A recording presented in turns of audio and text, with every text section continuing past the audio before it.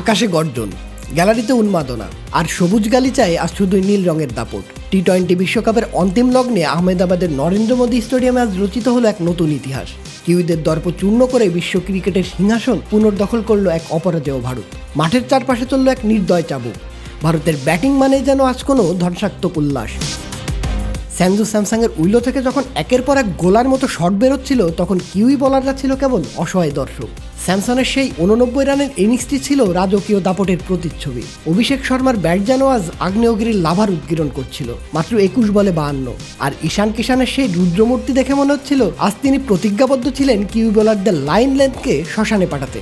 255 রানের সেই হিমালয় সম পাহাড় যেন নিউজিল্যান্ডের জন্য এক মৃত্যুকূপের সমান। বিশাল লক্ষ্যের চাপে কিউইদের মেরুদণ্ড আজ শুরুতেই ভেঙে তছনছ হয়ে যায়।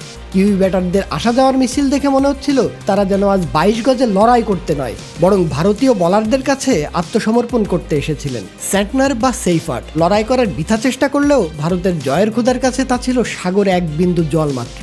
একরাশ হতাশা আর চরম ব্যর্থতা নিয়ে 19 ওভারেই মুখ থুবড়ে পড়ল নিউজিল্যান্ডের বিশ্বজয়ের স্বপ্ন। আর বোলিং, সে তো ছিল সাক্ষাৎ যমদূত, জাসপ্রীত বুমরা, যার হাত থেকে আজ বেরোচ্ছিল এক একটি আগুনের গোলা। 4 ওভারে মাত্র 15 রান দিয়ে 4 উইকেট। এ যেন কোনো জাদুকরের কারসাজি নয়, বরং নিখুঁত কোনো ঘাতকের আক্রমণ। অক্ষর প্যাটেলের স্পিন পিচে নীল হলো নিউজিল্যান্ড, আর হার্দিক পান্ডিয়ার তাণ্ডবে কিউইদের পরাজয় হয়ে উঠল অনিবার্য।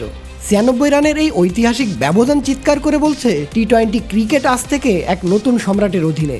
যাদের ব্যাটিংয়ে ছিল তাণ্ডব আর বোলিংয়ে ছিল প্রলয়, সেই টিম ইন্ডিয়ায় আজ বিশ্বসেরা। পরাজয়ের গ্লানিতে কিউইরা যখন ম্রিয়মান, তখন সারা বিশ্ব দেখছে নীল জার্সিধারীদের এই মহাবিজয়। ভারতের এই জয় কেবল একটি ম্যাচের জয় নয়, এটি একটি ক্রিকেটীয় সাম্রাজ্যের পুনরুত্থান। শাহিন রাব্বি, চ্যানেল বিডি স্পোর্টস।